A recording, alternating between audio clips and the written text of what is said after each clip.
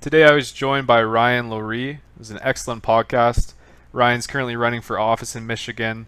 He's helping veterans organizations across the state. He's also helping with the Flint drinking water crisis that's currently going on. I didn't know anything about it before the podcast, so it's very interesting and I'm sure you're going to love it. Stay tuned for new episodes. I'm here with Ryan Lowry. How you doing, Ryan? Good, good. Yourself?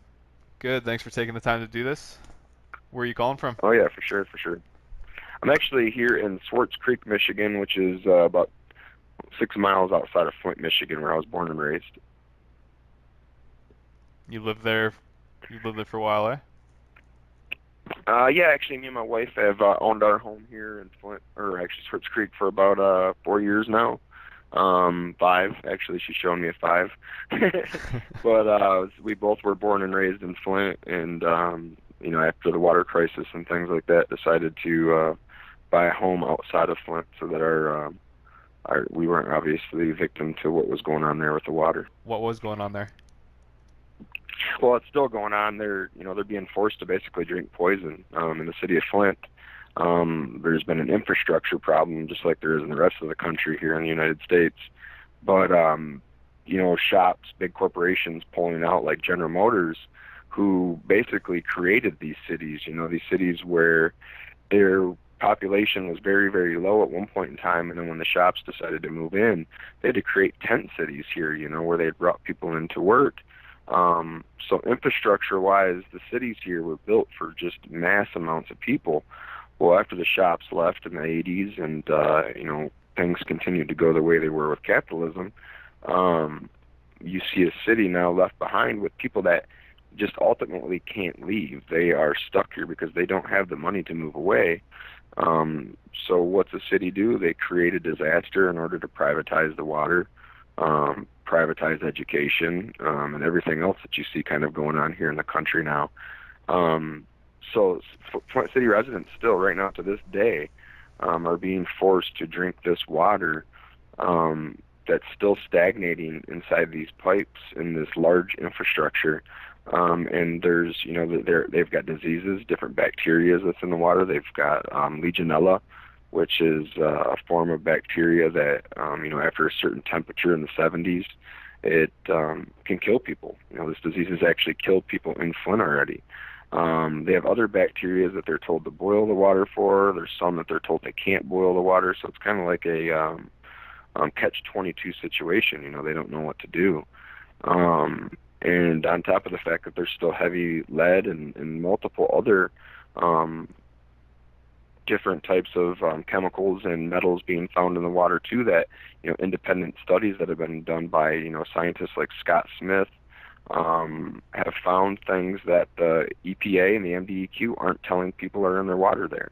And this issue, it's just, you hear about it here in Flint, Michigan, but then you start to investigate it more, and it's not just happening just in Flint. This is happening across the whole country and the world, for that matter. There's people in New Jersey right now who they're going to run their bath water, and there's basically unleaded fuel being found inside their tap. There's other parts around the country where there's alcohol phenol syndromes being done because of mining that's coming up through the water, where kids are being basically born with tremors. So there's things all over the place you see with this water issue, and it's Flint being where I was born and raised. It's been an obvious concern issue to me because my family is directly involved. But now being involved with the agencies and the organizations that I do help out, I'm seeing this on more of a vast. It's obviously a wide issue that's going on more than just here. It's everywhere. Are there any plans in place for Flint right now to help with the water? That's the thing, is you hear a million different plans. You hear this one organization saying this, you hear the MDEQ or the EPA, or you hear the state saying something. Right now they have a contract that's the GLEWA contract, which is the Great Lakes Water Crossing, or Great Lakes Water Association, I believe is what they're called. They have a 30-year deal that they're trying to give to the Flint people right now, that they basically would be stuck in. And the first lawsuit that went through and was implemented in Flint was to basically fix just the exterior pipes. So the pipes that came from the main a water system, up to the house. That's all this lawsuit covers. But inside the lawsuit as well, it also tells them that they have to take this 30-year contract in order to get the pipes fixed. So it's almost like locking them into this contract without allowing these Flint people to see the 11 other contracts that are there for them to choose from. Now, I'm sorry, just from my own opinion, a 30-year contract is ridiculous amount of time to be stuck in on a water deal, especially with the rates and the way things are done and have been done in Flint. I'm sorry, if you've been forced to drink poison, which was not a choice the Flint people made, there's no reason why they should even be paying for water in the way I look at it right now. And you still see that they're paying for some of the highest water rates in the country right now there in the city of Flint. Are a lot of people just buying bottles of water? Actually, they have pod stations that are set up when you come into the city, which ends, I believe, at the end of this month, or August even, where people actually have to come pick up water from there. It looks just like a FEMA station, so they're like small little connexes. You pull up to, they have volunteers that are there being paid, I think, through the Flint Water Crisis Fund, and they basically just hand out water cases per family size, however they decide how many they get. I'm not for sure on the exact number. But the thing is, and what we're finding and why we have so many different organizations that we work with is, and it's not just Flint, it's Burton and some of these other cities that are connected to Flint too on their water, is that, you have elderly, you have veterans that can't leave the house, that don't leave the house, you have people that deal with other type of mental issues that are stuck at home or handicapped, and they can't get out to these water stations to pick up. So what do? The state's not vetting a bill to help out and say, hey, let's get these people's water out to their homes. I mean, these people are basically being left to hopefully having family or one of these other organizations and agencies picking up and saying, hey, let me help them out. What's in place after these pod stations end? Nothing. They are basically forced to drink right from the tap right now. They've had filters that were passed out in the beginning that they've been trying to tell people that are completely safe. Like I said, the independent studies now show that that's not true, that actually a lot of these bacteria thrive even more in a lot of these filters. They don't completely take all the heavy metals out of their bodies. So basically these people are forced to going back to drinking the poison that they had to drink in the first place. And this isn't the only cause that you're standing against. You were recently in Standing Rock, North Dakota? Right. We went out actually with the group just before the big veterans push had went out, but we knew the veterans push was coming, so we wanted to make sure to get out there and kind of help get some things settled in and kind of like a QRF team before the big team showed up. So yeah, Standing Rock was on the list, and it was amazing time, but sad at the same time too to see what's going on in our own country there. What was the veterans push? We had veterans of now, or not veterans of now, I'm sorry. The veteran stand, which they're still doing a lot of different stuff right now, directly involved with the water issues and some of these pipeline fights. They put a call out basically to the rest of the country and saying, listen, would you allow this to happen in your own state? I mean, what did we take our oath for? Our oath was to protect the people that are right here in our country, and look what our own government is doing to them, and so the call went out, and that's exactly what you've seen happen. I think they only expected about 2,000 veterans to show up, and I think estimates show now that it was further like 8,000 to 10,000 at some point in time that actually came. So it just proved to show you that when the call goes out, veterans are still there to handle the oath that they took. And Ryan, you're a veteran yourself, correct? Yes, I am. You served in the Army? Yep, I was in the Army. I was actually with the 25th Infantry Division when I first came in, and then stationed in Fort Lewis, Washington. And then later we actually switched over to 2nd Cavalry Division in Vilseck, Germany. So yeah. Was in the Army. I'd want to follow my dad's shoes. I was going to go for Special Forces like my dad did. My dad was 7th Group Special Forces. My grandfather, or both my grandfathers, fought in Vietnam. One grandfather was Air Force. My other grandfather was Army. He's an artilleryman. So just wanted to kind of keep going down the same footprint that my father and grandparents had. And what was your decision to leave the forces? To be honest with you, I had started doing a lot of research at the time on different medical issues that were happening, not just in my unit, but some other units as well. And I had some medical issues that I had to deal with in my own with PTSD. And there was a lot of people in my unit as well that were dealing with those same type of issues. So I stepped away to ETS done medical to further examine what was going on with myself, obviously, and see if, what it was that I had to do to kind of deal with those things. And I'm telling you right now, man, it's been probably one of the biggest trips of my life has been researching this, even more than was being in the Army itself. So it's been definitely a voyage. Go ahead. Sorry, I was going to ask, like, have you been using cannabis to help with your PTSD? Oh, yes. That's actually one of the biggest things. How I kind of got into activism, to be honest with you, I came back home and I had my wife can tell you I'd been through a divorce already. I had my two daughters with my ex who was, tried very, very hard to make it through a relationship with me at the time, but, I hadn't admitted that I had an illness, or I didn't want to kind of look at it as being an illness that I was, dealing with PTSD. And after meeting my wife that I'm with now and her looking at my medical chart, she's in the medical field herself, and you open up my medicine cabinet and pill bottles are literally falling out of it. She realized that, no, there's a problem here, that, I'm a veteran, that there's no reason why I should be on these type of medications and the volumes that they were giving them to me. And that I just wasn't the person that she knew I was. I wasn't able to express myself the way I should, all these different things. So, lots of friends here, veteran support here in the state of Michigan, and friends that were, heavily involved in the medical marijuana teams here in Michigan had said, dude, just try it, microdose it, do these type of things and see if it helps. And so we did.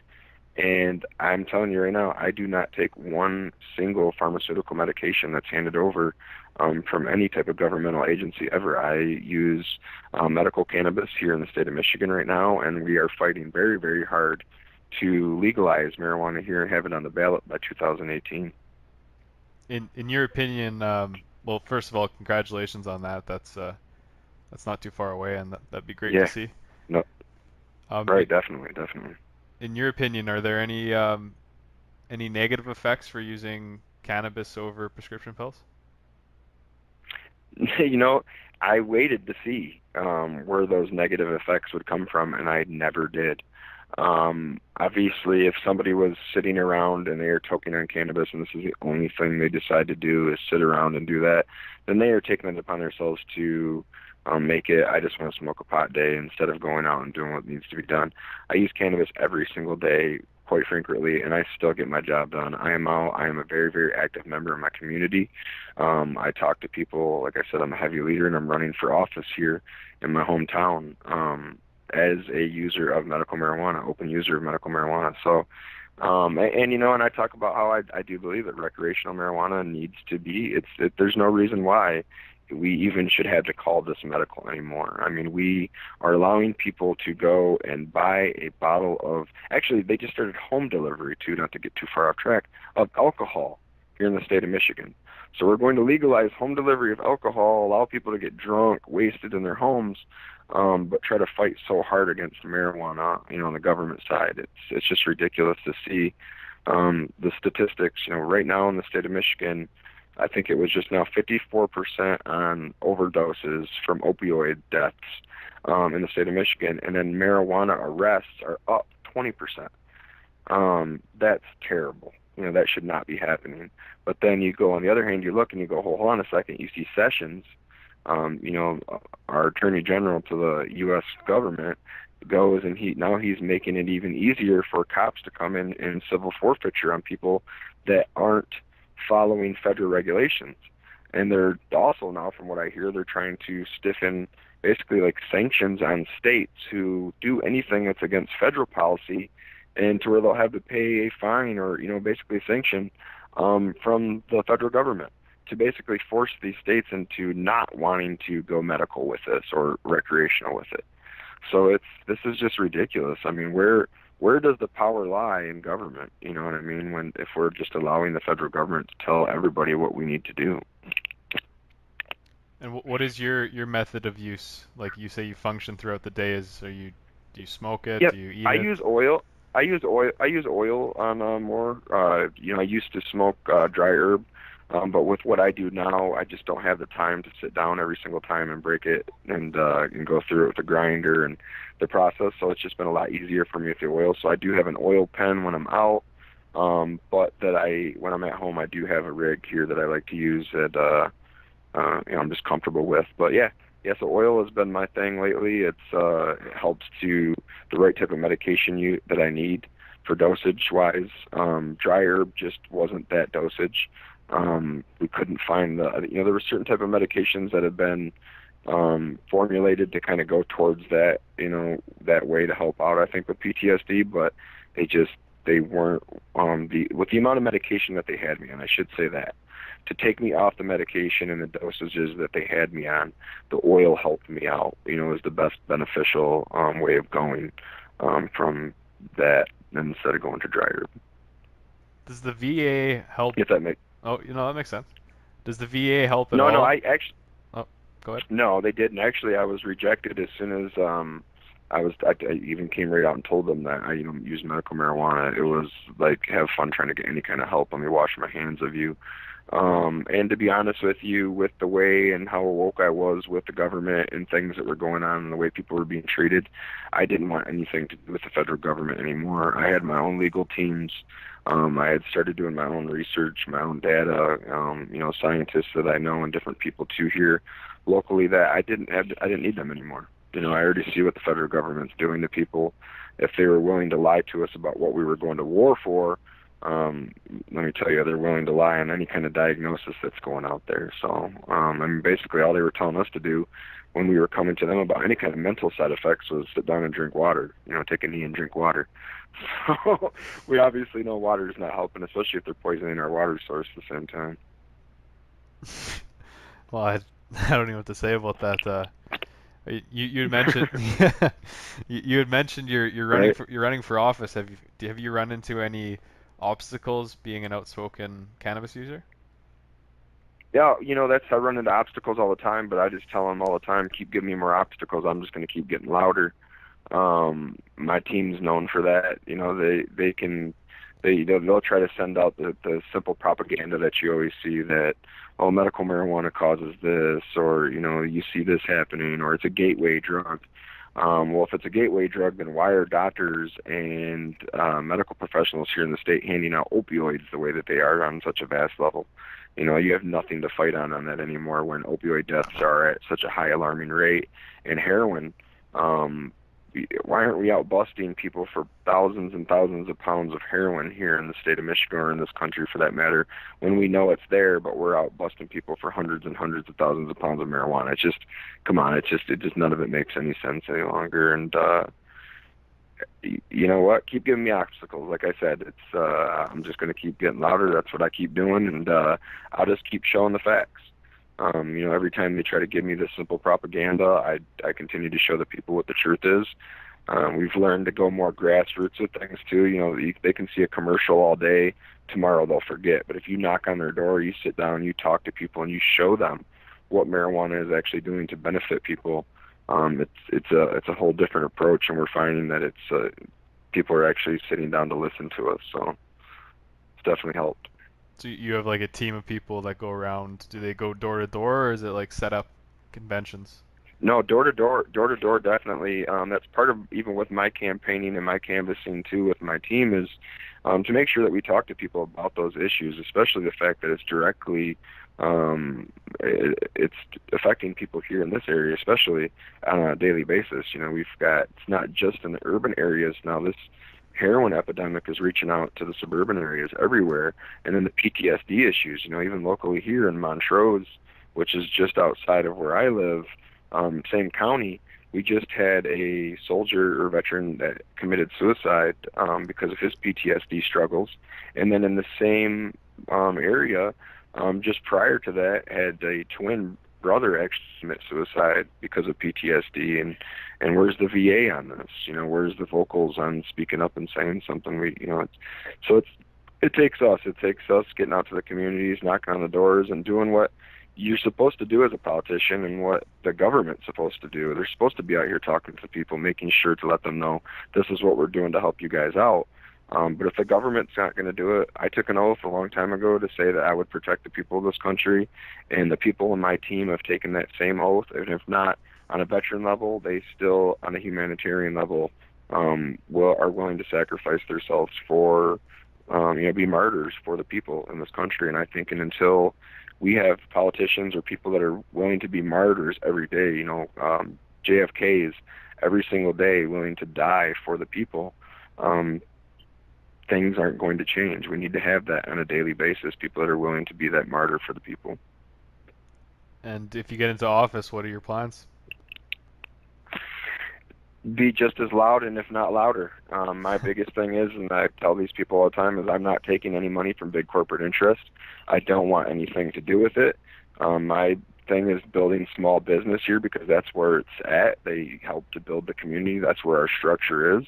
And I'm going to take it to them. I'm telling you, when it comes to the marijuana issues, when it comes to infrastructure issues, I mean, look what marijuana, medical marijuana, and we go into the legalization of marijuana here now, what it can do for the infrastructure here, for school, for education. We pay all this money in tags and registration and insurance here for the state of Michigan. It's all supposed to go back to help education and roads. And damn, we got the worst roads in the country right now, So I'm going to take it to them, that's for sure, when it comes to all these issues. And you do some work with various veterans organizations. Yeah, actually, one of the organizations that I do a lot of work with, Veterans of Now, in Flint and Genesee County area, they do a lot of water delivery to homes and people that are less fortunate who can't get out to these water pods in Flint. They also host different events all the time locally for people to come and pick up different hygiene products, anything you could think of that people just can't afford to go get, they supply those to the local community. They've even got water filters that, they might not completely work, but try to get something to these homes. They've passed some of those out. They've got all kinds of different stuff there. So, George Grundy, he's the founder of the organization over there. He's doing some really, really great things there in Flint, and so I have to give it to him. And they're doing some amazing stuff there in Flint for sure. Any big important dates coming up for your run or their organizations? We have July 29th. We have a fundraiser that's going to be here at my house. I'm actually inviting people from around the community to come on out, see my home, see that my wife and me and my children are just normal like they are, living from check to check, and just kind of, maybe educate the public. I'm not here to get money from big corporate interests. We're here to talk to you guys and see what we need to do as a community to move forward. So that's an event coming up. Water issue-wise, that there's always something to look forward to and what's going on and what kind of news is coming up in Flint. I know right now, if you really want to look into something, Line 5, which is a Canadian issue as well as a United States issue, is this pipeline that's going underneath the Straits of Mackinac, where, it's a natural gas line and an oil line. But with the Great Lakes being 20% of our world's fresh water, if that line bursts, we are in for it. And it's not if, it's when it bursts, because it's going to happen. This line is way over its due date on needing to be replaced. It's had plenty of science and data done to show, from scientists at University of Michigan even, that this line is dangerous, that this line is going to destroy the ecosystem once it bursts. And there's only two people here that can do anything about it. That's our governor, who is Rick Snyder, and our attorney general, Bill Schuette. So right now the pressure is the people just needs to put the pressure on to AG Schuette. He's already announced that he's against the pipeline, so now it's up to him to just directly shut it down. So we're waiting on him to come in and say, yeah, that's what we're going to do. What would be the alternative to having that pipeline for obviously oil still needs to flow. There's a lot of different alternative analyses that have came out and different things that we can do. Rerouting the line, it's not going to hurt the company to reroute that line. There's a lot of complaints that 5.5% of the oil used, is the people in the UP aren't going to have the type of things that they need there for natural gas. Well, this is just pure lies. It's been shown that, there's I believe it's 4-inch line. I don't want to say the exact number because I'm not for sure on the exact line, but of natural gas that can be ran there to the UP to be used with not having to come across the straits. Most of the oil that even comes into the state of Michigan from that company is routed down to Marathon, which is in Detroit, and then returned just shot right back over to Canada anyways. So we really don't profit much, and we don't put a lot of people or the company doesn't put a lot of people to work here in the state of Michigan.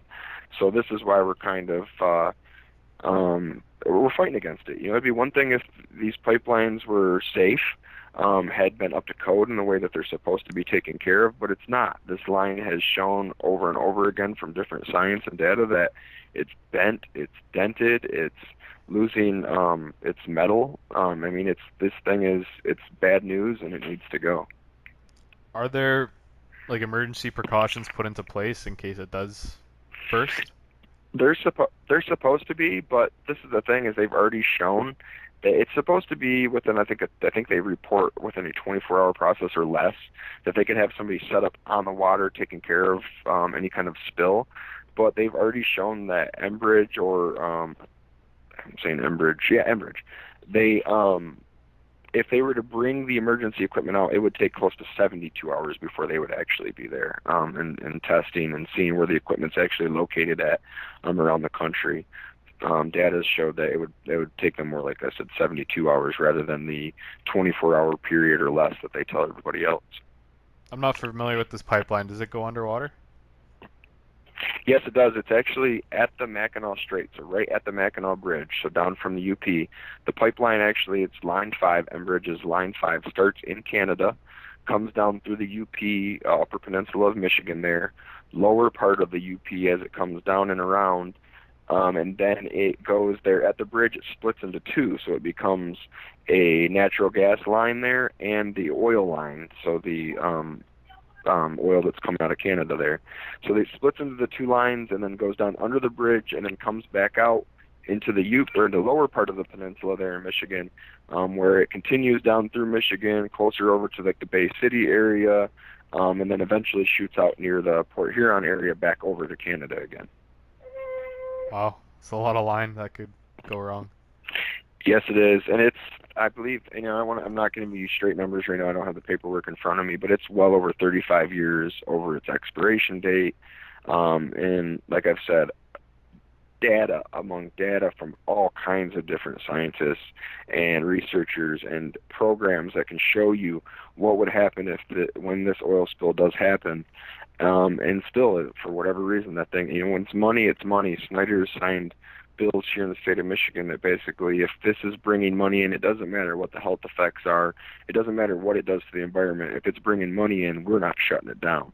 Well, this is something that people need to know. This is something that we need to speak out against, because I'm sorry, if it's hurting our environment, if it's hurting the people that are directly affected or near there, then we need to do something to shut it down.